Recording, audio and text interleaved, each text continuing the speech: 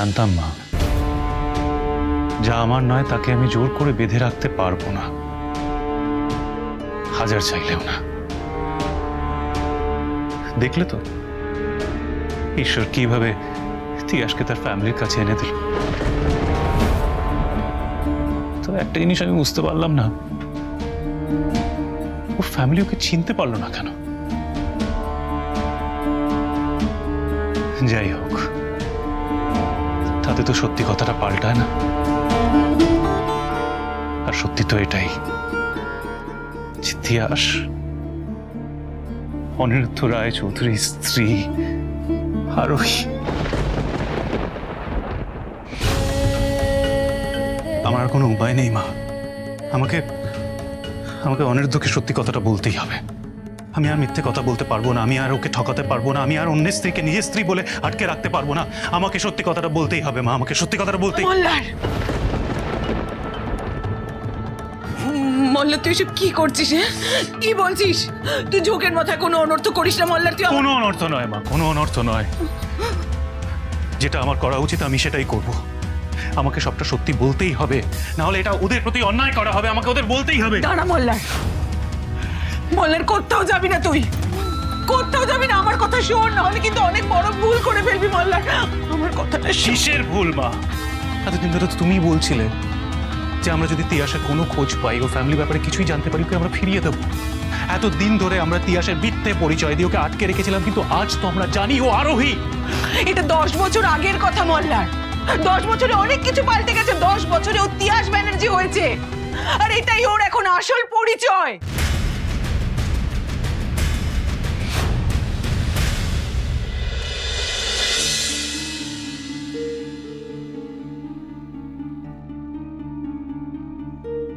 আমি জানি আমি ভুল করেছি, আমি আপনার সাথে তিয়াসকে গুলিয়ে ফেলছি,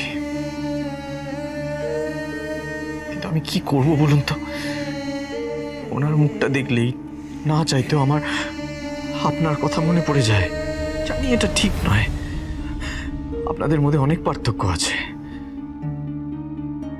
আকাশ পাতাল পার্থক্য।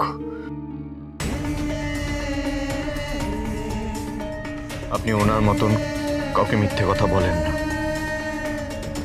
ওনার মতন কাউকে ঠকান না আপনি।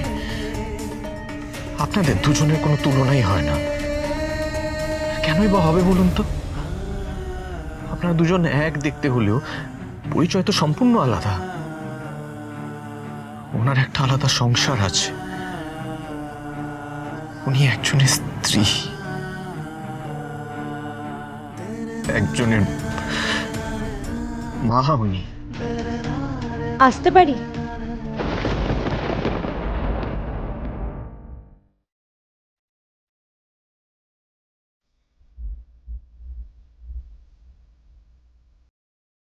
মা, এটা তুমি কেন বুঝতে চাইছো না যে তিয়াস আর আরোহী দুজনে একই মানুষ?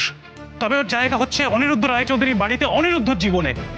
এই বাড়িতে ওর তিয়াসের পরিচয়টা মিথ্যে মা, মিথ্যে। আমরা কেউ ওর আপন নই মা, আমরা কেউ ওর পরিবার নই। কেন আমরা একটা মিথ্যে কথা বলে ওকে এই পরিবারে আটকে রাখবো তাহলে?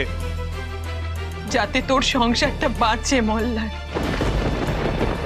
10-10টা বছর মানে অনেকটা সময়,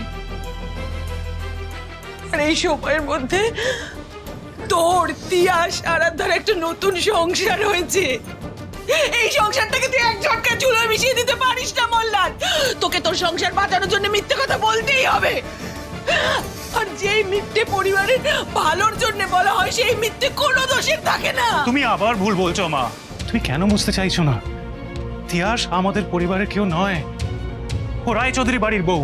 আরাধ্যা, অংশু, তারা ভাই বোন। আরাধ্যা আমার সন্তান নয়, অনিরুদ্ধর সন্তান। অনিরুদ্ধ ডিজার্ভ করে ওদের ফিরে পেতে। তাহলে অনিরুদ্ধের বাড়িতে থাকাকালীন তুই সব কথাগুলো বলতে পারলি না কেন?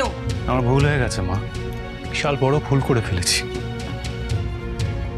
আমার সত্যি ওইখানে দাঁড়িয়ে সবটা বলে দেওয়া উচিত ছিল, কিন্তু কি করতাম? আমার হাত পা ঠান্ডা হয়ে গেছিল, কিছুতেই নিজেকে মেলাতে পারছিলাম না সবকিছুর সাথে। তবে তুমি একটা কথা ঠিকই বলেছো মা, 10 বছর অনেকটা সময়। আর এই 10 বছরের মায়ায় আমার তিয়াস আমার আরুকে হারিয়ে ফেলার ভয়ে শখে আমি বিধ্বস্ত হয়ে গেছিলাম। তাই হাজার চেয়েও আমি সত্যি কথাটার ভিতরে দাঁড়িয়ে বলতে পারলাম না মা, পারলাম না। তুই যা করেছিস ঠিক করেছিস মল্লার, একদম ঠিক করেছিস। তা না হলে আমরা সব জেনে বুঝে তিয়াসকে মৃত্যুর মুখে ঠেলে দিতাম। তুই জানিস ওই রায়চৌধুরী বাড়ির লোকেরাই ওকে মেরে ফেলতে চেয়েছিল। ওই বাড়ির লোকেদের কথায় হাসপাতালে আগুন লাগানো হয়েছিল। তারপরেও তুই জেনে বুঝে ওই শত্রুদের মাঝখানে ওই বাড়িতে তুই তিয়াসকে ফিরিয়ে দিতে চাস? এটা তুমি কি বলছো মা? যা বলছি একদম ঠিক বলছি রে মোল্লা। এটা কোনো দুর্ঘটনা নয় ম্যাডাম, এটা ষড়যন্ত্র। ওনার পরিবারের কিছু মানুষই ওনার প্রাণের শত্রু। ওনারাই চেয়েছিলেন ম্যাডামকে বাচ্চা সমেত মেরে ফেলতে। সেই জন্য আমি নিউজ পেপারে একটা ছাপাতে পারিনি। সব জেনে বুঝে আমি তিয়াসকে বিপদের মধ্যে ফেলতে পারিনি। এটা হতে পারে না মা, এটা হতে পারে না। আমি ওদের বাড়ির লোকেদের কম চিনি ঠিকই, কিন্তু এইটুকু আমি চিনি, আমি জানি যে ওরা এরকম কাজ করতে পারে না। এটা অসম্ভব। অসম্ভব নয় মোল্লার, তুই আমার কথা বিশ্বাস কর, অসম্ভব নয়। আচ্ছা, যেই মেয়েটা এরকম করেছে ওই নার্সটার সঙ্গে তোর কথা বলিয়ে দিচ্ছে, তাহলে তুই বিশ্বাস করবি তুই আমায়? আমি এক্ষুনি কথা বলিয়ে দিচ্ছি, আমার কথা বিশ্বাস কর মোল্লার। আমি মিথ্যে কথা বলছি না, আমি মিথ্যে কথা। দে দে তোর ফোনটা দে মোল্লার, দে ফোনটা দে।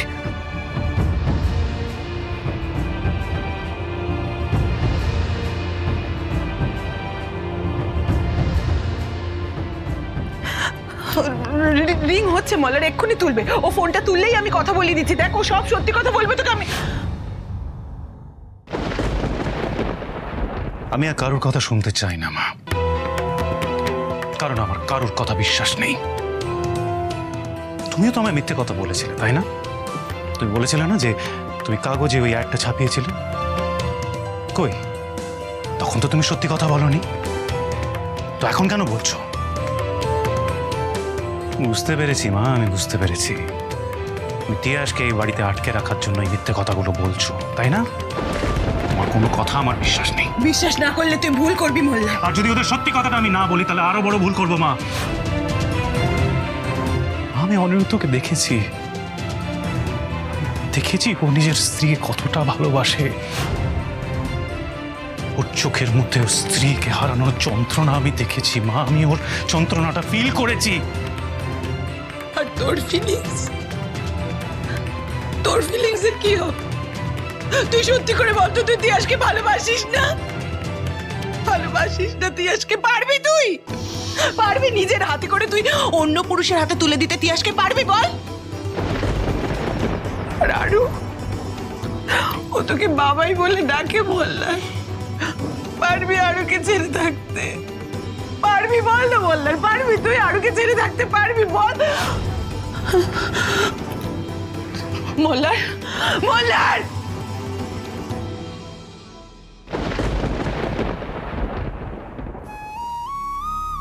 আমি কি এখানে এসে আপনাকে বিরক্ত করলাম? বলুন, কি বলার আছে আপনার? আমি আপনাকে সরি বলার জন্য এসেছি। কেন? কিসের জন্য? মিথ্যে বলার জন্য মিস্টার রায়চৌধুরী।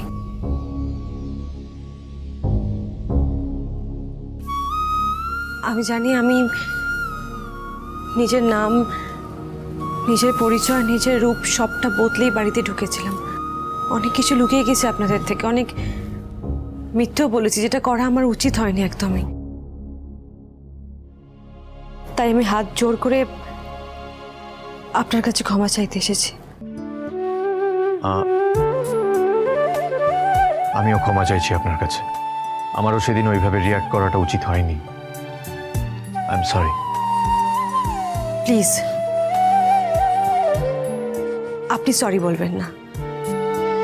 ভুলটা আমার ছিল, ক্ষমাটা আমি চেয়েছি। I am so sorry. কিন্তু একটা কথা আপনাকে জিজ্ঞাসা করতে পারি? বলুন। মিস্টার রায়চৌধুরী, আমার ভুল আমি মানছি, আমি মিথ্যে বলেছি, আমি সেটাও মানছি, কিন্তু এই মিথ্যে বলাতে কারোর তো কোনো ক্ষতি হয়নি। আর এটাও তো ঠিক যে আমি আপনাদের কাউকে চিনতামও না, জানতামও না। আমি যে ইন্টেনশনালি ইচ্ছে করে আপনাদের হার্ট করেছি তা তো নয়। তাহলে আপনি এরকম ভাবে রিয়াক্ট কেন করলেন? আপনি কেন বললেন যে আমি আপনাকে ঠকিয়েছি? আপনি সুনয়না রূপে আমাকে যেভাবে মেনে নিয়েছিলেন, তাহলে তিয়াস রূপে কেন মানতে পারছেন না?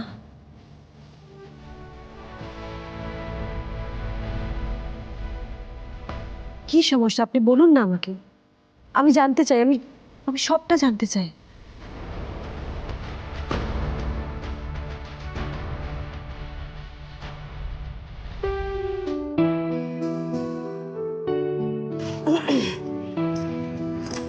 দিদি ভাই, কি মিষ্টি দিদি ভাই আমার। বলছি, তুমি কাকে সব থেকে বেশি ভালোবাসো শুনি? দুজনকেই, কিন্তু মামামকে একটু বেশি, কারণ মামাম তো সবসময় আমার সঙ্গে থাকে। বাবাইকেও ভালোবাসি, বাট আমার বাবার মতন কেউ হতেই পারে না।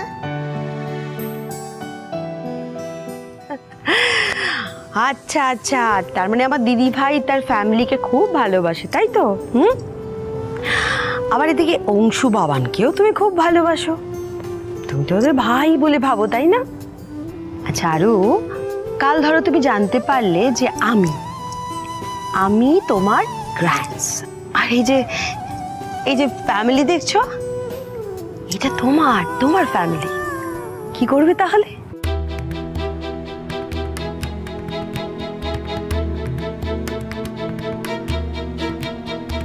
সেটা কি করে পসিবল? আমার তো গ্র্যান্ডস আছে, কিন্তু তুমি আমার নিউ গ্র্যানি হতে পারো। আচ্ছা, তুমি তো বলো অংশু বাবান তোমার ভাইয়ের মতো, তা সামনে তো রাখি আসছে, তুমি ওদের রাখি পরাবে না? হ্যাঁ, পড়াবো তো। ওরা এখন আমার ফ্রেন্ড কম আর ভাই বেশি।